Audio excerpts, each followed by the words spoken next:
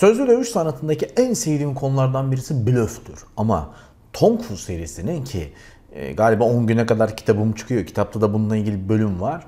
Kung Fu serisinin en eğlenceli bölümü de blöftür zaten. Yani sözlü dövüş sanatında karşı tarafı aldatabiliyorsanız harikadır.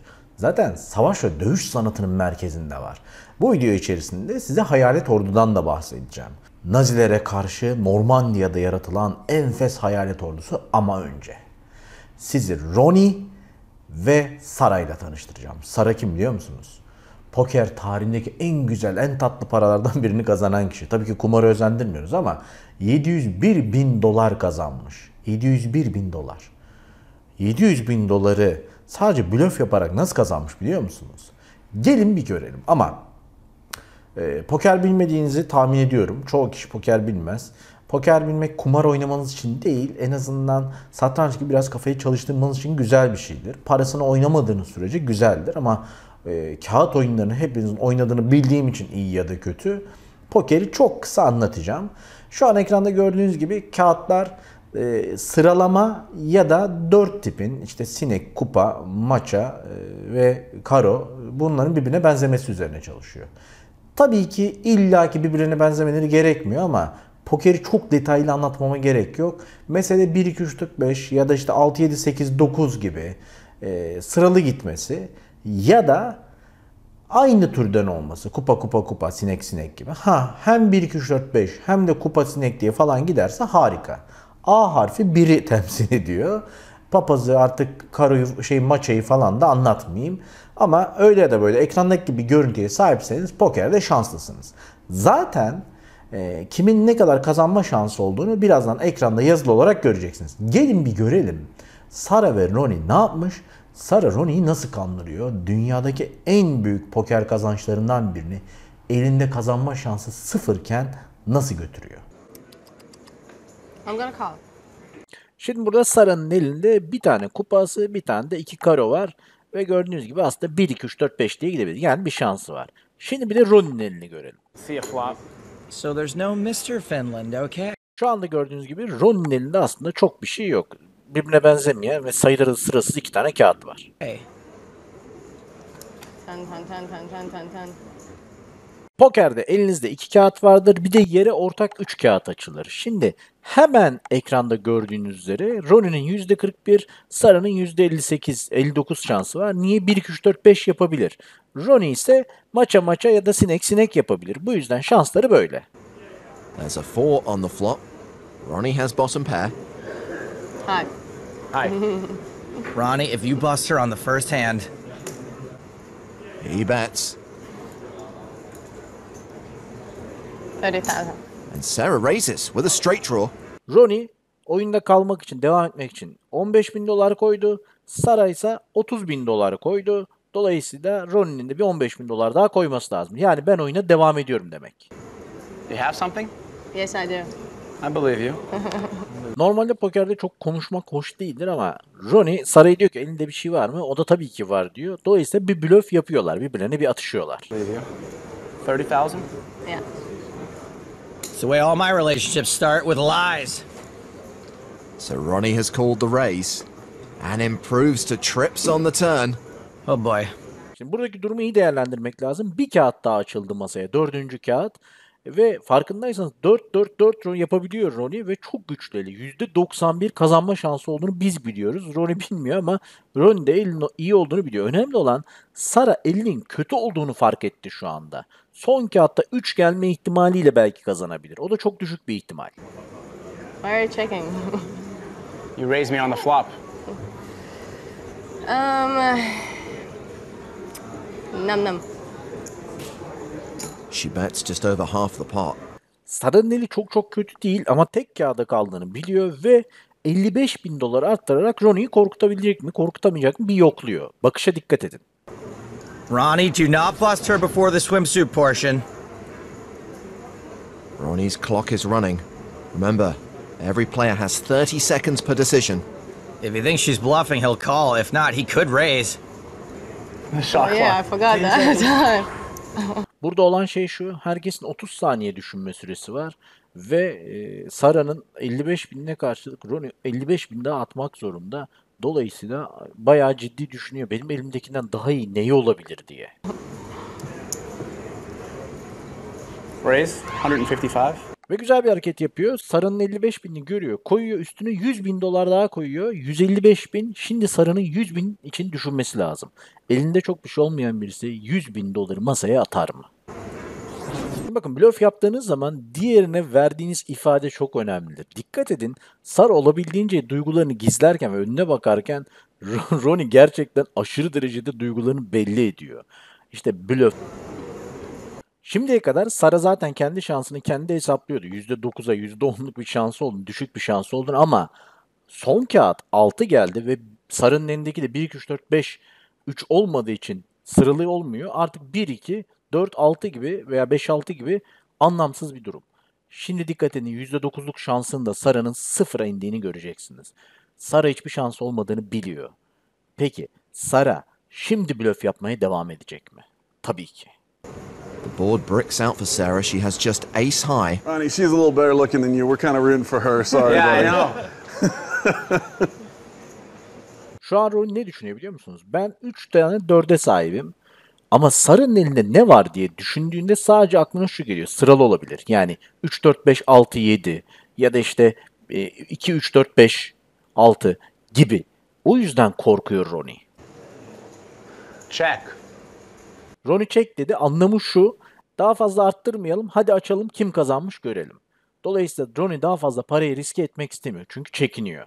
Çünkü Sara'nın elinde 1, 2, 3, 4, 5 işte 3, 4, 5, 6 falan sıralı olduğunu düşünüyor. Ama diğer tarafta Sara elinde bir şey olmadığı için aslında çekilmesi lazım. Ama çekilmiyor. Ronnie'nin korktuğunu gördüğü için elinde hiçbir şey yokken %0 kazanma şansıyla blöf yapmaya başladı. All in dedi. Yani ortada 607 bin dolar varken 701 bin dolar arttırıyor. 701 bin dolar ortaya koyuyor ve oyunun ortadaki para 1,3 milyon dolara çıkıyor. Şimdi Ronnie diyor ki 600 bin dolar kazanmak ya da 700 bin dolar daha ortaya koyup kaybetmek. 15 saniye süreleri var ya, Ronnie ortaya 30 saniye daha süre istiyorum diye bir çip atıyor. Bu hakkı. Burada zaten şu belli oluyor. Ben korkuyorum ve düşünmek istiyorum. Ama aslında her blöfte birazdan size de anlatacağım şekilde lütfen düşünmek için süre isteyin. Doğru karar verin. Finish reputation, right? I have a 4. He shows her his hand. Ve Ronnie en acınası, en acıklı şeyi yapıyor. Elini gösteriyor. Normalde pokerde elinizi açıp göstermezsiniz. 4'ü olduğunu açıp gösteriyor ki gözlerinden bir şey yakalasın, Sarayı korkutsun. Diyor ki benim 4'üm var. 3 tane 4'lü yapabiliyorum ve diğer kağıdımda başka bir 4 ya da kız ya da 6 olabilir. Çok yüksek ihtimalle kazanacağım. Sen neyine güveniyorsun diyor. Sarı'nın suratına dikkat edin. Do you have 5 full or something? Sick bluff, kid. I don't think you'd just raise a queen. I don't have a good kick. I can show both cards, right? Absolutely. Uzun uzun konuşmak yerine bu maçı size izletmemin sebebi şu. Susmanız en büyük blöf. Konuştukça sesinizden bir şey anlaşılır. Bir şeyden korkup korkmadığınız an ama sustuğunuz sürece karşı taraf hiçbir şey anlayamaz ve kendi beynindekileri kendi kendine üretip kendini korkutmaya başlar. Bu yüzden Sara bu oyunda çok güzel oynuyor. Slight flutter from Sarah, but what does it mean? OMG. And Ronnie's folded. Holy shnikes. Ve o güzel an Ronnie pes ediyor. 1,3 milyon dolar tamamen Sara'ya geçiyor. 600 binini kendi koymuştu. Havadan 700 bin dolar para kazanıyor sadece 4 dakika içerisinde. Kesinlikle kumar kötü bir şeydir. Baştan onu söylüyorum. Ama bu blöf işte gerçek bir blöf. Evet, gördüğünüz gibi blöf yapıldığını anlayınca Ronnie'nin surat gidiyor. Yani normalde kaybetsem çok koymaz da elinde hiçbir şey yokken kaybetmesi koyuyor. Şimdi başlayalım mı sizinle birlikte? Tong Fu sözlü dövüş sanatında blöf neymiş?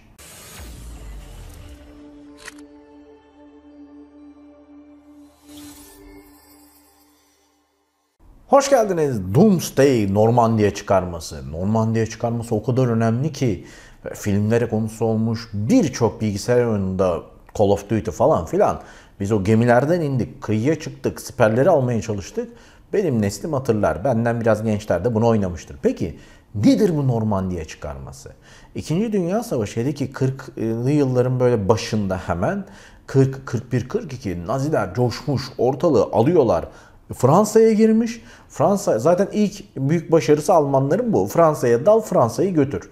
Fransa'ya girmişler. Fransa ellerinde. Amerika'nın, İngiltere'nin bir şekilde yardım etmesi lazım ve Nazilere karşı gıcıklar. Çünkü Hitler, ki Rusya da destek veriyor bu arada. O dönem hepsi bir aradalar. Tek amaçları Hitler'i durdurmak. Hitler ise alabildiğine rahat. Onu öldürüyor, öbürünü asıyor, esir kampları falan derken artık 2. Dünya Savaşı'nın kendisine bir video çekeceğim için biraz eğlenceli anlatıyorum. Kusura bakmayın. Yoksa savaş çok eğlenceli bir şey değil. Ama kendisine özel video çekeceğim. Ama asıl konumuz şu. 2. Dünya Savaşı haritasına baktığınız zaman bir şekilde Hitler'i kandırmak gerekiyor. Ve Hitler'i kandırmak için de hayalet ordu denilen bir teknik akıllarına geliyor. Bu Normandiya çıkarması o kadar önemli ki Hitler'in gücünü 2'ye bölmek lazım. Hatta 3'e bölmek lazım. Çünkü Hitler'in özel bir savaş tekniği var. Size onunla ilgili ayrı bir video çekeceğim aslında. Tam bir Tong Fu konusu. Ama Hitler yarma operasyonunu çok başarılı yapıyor. Güçlü ordusuyla, tanklarıyla sürekli parçalıyor. Şimdi bu tankları ve ordunun gücünü farklı cephelere çekerlerse çok başarılı olacak. Amerika'nın ve İngiltere'nin ortak bir fikir üretmesi gerekiyor ve akıllarına çok güzel bir fikir geliyor. Yanıltma taktiği. Ralph Ingersoll ve Bill Harris çağırıyorlar. 23. Garnizon Kuvvetlerini kuruyorlar. Bu özel kuvvetlerin logosu bile hayalet şeklinde. Bu kuvvetler 1100 kişilik bir ordu aslında. Yani gerçekten insan var içerisinde. Ama görevleri 30.000 kişilik orduya bedel olmak. Nasıl biliyor musunuz? Şişme tanklar. Şişme tanklar da bu arada gerçekten çok başarılı. Şu an ekranda görüyorsunuz. Diyeceksiniz ki ya hocam bunlar patates mi? Anlamıyorlar mı? Almanlar uçakla keşif yapıyorlar ve uçakla göründüğü zaman bunlar gayet gerçekçi gözüküyor. Şişme tanklar var. İşin içerisinde şişme uçaklar var. Bu uçaklar da gayet detaylı. Çizimleri, detayları o kadar başarılı ki aslında yukarıdan bakıldığında anlaşılmıyor. Siz yandan bakmayın lütfen. Ve aynı zamanda şişme toplar vesaire. Üstelik bu kadarla değil, savaş meydanına dev hoparlörler getiriyorlar. Çatışma sesleri veriyorlar. Mühimmat çok değerli, cephane çok değerli. Çünkü Amerika kıtalar arası yolluyor biliyorsunuz o mermileri, top güllelerini vesaireyi. Top mermilerini diyelim, gülle demeyelim, caici oldu. Öyle ya da böyle o mermileri boş harcamıyor ama çatışma seslerini dev hoparlörlere veriyorlar. O kadar zekiler ki tanklar havadan bakıldığında bir şişme oldu anlaşılmasın diye tankların palet izlerini bile arkada sahte olarak yapıyorlar. Ve bunlar Almanları aldatıyor. Almanlar diyor ki ya bunlar nereden geliyor? Norveç üstünden mi gelecekler, başka bir yerden mi çıkacaklar? Bu şekilde kuvvetlerini mecburen 2'ye bölüyorlar ve 2'ye böldükleri kuvvetler Almanları zayıflatıyor. Üstelik 20'den fazla bölgede bu şişme kuvvetleri, şişme orduyu görüyor Almanlar. Üstlerinde amblem, bayrak, filan her şey var. Askerler dolaşıyor tankların arasında. Askerler gerçek. Ama sen 1100 kişiyi 30.000 kişilik bir ordu gibi gösterirsen Almanlar diyor ki ya bu uçakları birisi kullanıyor. Bu uçaklar buradan havalanıp nereye gidecek? Bu tankları birisi kullanıyor. Bu tankların her biri şu kadar alsa. Kamyonlar var. Bu kamyonlar demek ki almadı, taştı ki bu askerler yürüyor. Almanlar darmadağın oluyor. Hitler'in kafası o kadar karışıyor ki hangi cepheye ne kadar asker yığacağını ayarlayamıyor ve Normandiya çıkarması öncesi kuvvetlerini bölüyor. Çıkarmadan hemen önce bu hayalet ordunun görevi Ren Nehri üzerinden bir saldırı yapılacağı imajını vermek. Bunun için de sahte telsiz kodları yayınlıyorlar. Kolayca kırılabilecek. İkinci Dünya Savaşı'nda kullanılan Enigma makinesi vardı. Bu çok güzel bir video konusu ama bu şifreleri Amerikalılar zamanla çözüyor. Almanlar çok güzel şifreleşiyor. Alan Turing, kendisine selamlar olsun. Kendisi hakkında videomuz var kanalda. Şifreyi çözüyorlar ve Almanlara da kendileri de sanki bir şifreleme sistemi üretmiş gibi Amerika ve İngilizler. Böyle çözülebilecek şifreler yolluyorlar. Ren Nehri üzerinden çıkarma yapacağız. O hayalet ordunun rotasını veriyorlar. Almanlar bunu çözünce sevindirik oluyor. Diyor ki radyo temaslarını çözdük. Biz bunları buradan vuralım. Tank sesleri, top sesleri derken kilometrelerce öteden duyulan bu hoparlörlü sesler Almanları belli bir sürede pusuda tutuyor. Ama onların hepsinin şişme olduğunu anlamak inanılmaz vakit kaybettiriyor. Tabi bu arada şöyle bir şey var. Bir kısmının şişme olduğunu anladığı zaman paranoya başlıyor Hitler tarafında ve generallerinde. Hangisi şişme, hangisi gerçek?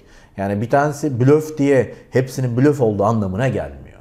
İşte bu yüzden blöf güzeldir. Sağlıklı ve yalana bulaşmayan bir blöf sizi korur. İnsan hangisinin blöf, hangisinin blöf olmadığını anlayamaz. Hatta blöf üzerine bir kağıt oyunu var. Çok masum. Pokerden daha kolay. Onu da oynamanızı tavsiye ederim. Arkadaşlar arasında eğlenceli. Nazilerin ilerlemesini durduran blöfü gördük. Pokerdeki blöfü de gördük. Demek ki blöf bazen size kazandırır, bazen size kaybettirir. hayatımızda blöf nasıl var ve biz blöfü nasıl kullanabiliriz? Gelelim oraya. Her şeyden önce siz blöfü nerede yaşıyorsunuz? Oraya bir inmemiz lazım. Bunun en basiti çocuklukta yaşanıyor. Anne babanız diyor ki işte ödevlerini yapmazsan şöyle olur. Bu zayıf, sakin, beyaz bir blöftür. Ama şu çirkin bir blöftür. Onunla evlenirsen annelik hakkımı helal etmem. Şunu yapmazsan babalık hakkımı, benim senin gibi evladım olmaz. Böyle anne baba olacağınıza, tehditle anne baba olacağınıza patates bakın. Patates büyütün. Söylüyorum size, saksıda bir çim adamınız olsun.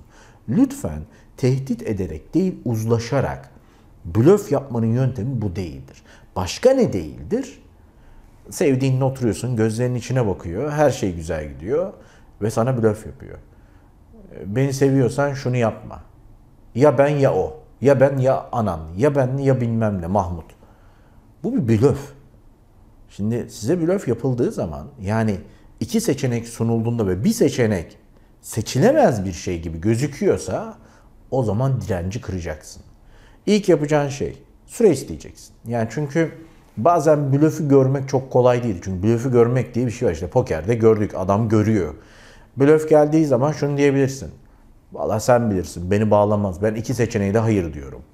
Muhteşem bir... Bunu yapabilecek insanın güçlü olması lazım karakterin. Özgüven zirvede. Yani sen o iki seçeneği sunuyorsan benden sana üçüncü seçenek hiçbiri. Hadi bakalım. Aa, kapı orada, o da sapı. Şimdi bunu diyebilmek her zaman kolay değil. Yani burada kahramanlık satmayacağım. Çünkü bazen der ki sevgilin, burada da hak veriyorum. Ben mi sigara mı? Burada fayda zarar denklemi. Bir de eşitsizlik söz konusu. Şimdi sevgilin böyle bir şey istiyorsa artık bıkmıştır. Yani senin sigara kokusuyla yalamaktan bıkmıştır. Senin sigara kokusu öpmekten, koklamaktan bıkmıştır. Lütfen bir parça değiş, mantıklı düşün. Ama her blöf bu kadar kolay olmuyor. Bazen de daha ilişkinin başlarında kimin ne olduğunu anlamamışken sevgilin sana ilk restini çekiyor. Bu senin ilk teslim olmandır. İlk barış anlaşmasını imzalamandır. Barış anlaşması görünümlü teslimattır bu. Silahlarını bırakıp birliğe katılırsın. Lütfen eğer ki daha ilişkinin başında ya benle bugün sinemaya gelirsin ya da bir daha hiçbir zaman benle görüşemezsin. O çizginin o tarafına bir kere geçersen tasmayı takarlar sana. İster kadın ister erkek. Lütfen o çizgi çizildiği zaman üçüncü seçeneği uyduracaksın. Bir blöf geldiği zaman üçüncü bir seçenek uyduruyorsan günü kurtarabilirsin. Ama üçüncü seçeneği çok zayıf bir şekilde söyleyemezsin. Ben mi sinema mı? Benle sinemaya ya da işte atıyorum benle caz konserine gelmeyeceksen ilişkimiz burada bitiyor. Bu çağrı geldiği zaman arkana bir yaslanacaksın. Lap diye cevap verme. Soruyu tekrar duymasını sağla. De ki yani ama farklı açıdan tabii. Yani sen beni şimdi caz konserine gelmediğim için terk mi edeceksin? Bu biraz farklı bir açıdan bakmasını sağlayacak. Çünkü az önce böyle kıvırabileceği bir şeydi. Böyle rahat bir blöftü. Yani evet desin. O zaman ben seni bunu düşünmen için kendinle baş başa bırakıyorum de masadan kalk. Çünkü çok seviyorsan hayır diye köprüyü atamayacaksındır. Buradan sonraki 24 saat çok önemli. Arama. Çünkü bir de sosyal medya blöfü var. Hani yazarsın, yazıyor 3 nokta gitti. Sonra beklersin o cevabı. Orada cevap ne kadar sündürülerek verilirse o kadar büyür. Unutmayın. Bir insana cevabı ne kadar geç verirseniz o kadar büyür. O kadar ağır bir hayır olur. Yani sen benden bir şey istedin, sinemaya gidelim mi? Hayır dedim. Ama niye? Ama sen bekleyip düşünüp hayır dersen işte o büyük bir hayırdır. Ciddi bir hayırdır. Ve blöfte sebepleri açıklamayacaksın. Karşı taraf sana blöf yaptı. Benle sinema mı yoksa ayrılıyor muyuz? Ayrılıyoruz. Neden? Neden sinemaya gelmiyorsun? İşte bu onun zaafıdır. Demek ki blöfü boş. Bir de blöfün artık sulanması diye bir şey var. Sürekli artık ağzına sakız olan insan vardır. Ben mi o mu? Ben mi anam mı? Ben mi Mahmut'um? Ben mi sinema mı? Yeter diyeceksin. Burada karşına alıp konuşacaksın. Yani sana olan bir sevgim var ve sen bunu çok yıpratıyorsun. Ve ben senin 1-2 gün tek başına kalıp bunu düşünmeni istiyorum. Hep mesafeyi koy. Elinle it. Gitsin köşesinde bir düşünsün bakalım ben ne alt yedim. Acımasız blöf vardır. Ona ben şantaj derim. Eğer ki gelip de o dönem ona çok ihtiyacın var ve o da bunu biliyorsa Bunu biz nerede yaşıyoruz biliyor musunuz? Diyelim ki işte seninle bir yere, senin onunla bir yere gitme ihtimalin var sadece. O yanında varsa oraya gidebiliyorsun çift olarak. O zaman diyorsa ki tamam ben de gelirim ama sen de karşında şunu yapacaksın. İşte orada ilişkinin devamını otur bir düşün. O tasma her gün. Çünkü o iyiliğin karşılığını senden her gün tahsil edecektir. Değer mi değmez mi? Birisi tartının bir kefesine ayrılığı koyuyorsa çekin ipini gitsin. Bir daha görüşmeyin. Kusura bakmayın size ayrılıkla bugün res çeken yarın yine çeker, ertesi gün yine çeker, sonra yine çeker. Ve o hiç bitmeyecektir. Yani işte şantaj karşılığı para ödemek gibi bir şeydir bu. Şunu bilin, bazen o blöfü yaptığınız için, o iki seçeneği sunduğunuz için, hatta resti çektiğiniz için bazen tek seçenektir blöf. Ya şunu yaparsın, ya işte ağzında öyle kalır. İşte onu yaptığın için sen de pişman olabilirsin. Blöfün olmazsa olmazı resttir. Yani ilk başta Sara'da gördünüz. Hepsini sürünce, büyük miktarı sürünce korkuttu rakibini. Şimdi burada şöyle bir mesele var. O kadar büyük rest çektiğin zaman bir de kaybetme olayı var. Unutma, kefeye sen kendini koyarsan, ya ben ya şu diye, ya sensizliği seçerse, o yüzden rest çekerken %100 emin olun. İşin ilginci, hayat o kadar güzel bir şey ki hiçbir zaman %100 emin olamayacaksın. Olabildiğince karşı tarafı tart, bil ve doğru zamanda vur. Eğer doğru zamanda blöfünü, restini sağlamazsan ve o güçlüyken bunu sunarsan boyun eğdiremezsin. Umarım kimseyi tehdit, şantajla bir şey yaptırmanıza ve zorlamanıza gerek kalmaz. İnsanlarla iletişimlerinizi etkili iletişim teknikleriyle kurarsınız ama blöf size her yerde sunuluyor. Blöfün içerisine geri sayım katılır. Alışverişte özellikle derler ki bu teklif sadece yarına kadar geçerli. Bu ne biliyor musun? Kibarca diyor ki ya al ya da yok bu fiyata. Bunlara inanmazsınız umarım. Ben Öykü Tatar, size hiç blöf yapılmaması, sizin de bu silahı kullanmak zorunda kalmamanız dileğiyle. Soru şu, hemen gidemezsiniz. Hayatınızda gördüğünüz bir filmde, hayatta size yapılan, sizin yaptığınız en başarılı blöf, rest, aldatma neydi? Ben Öykü Tatar, bir sonraki videoda görüşmek üzere.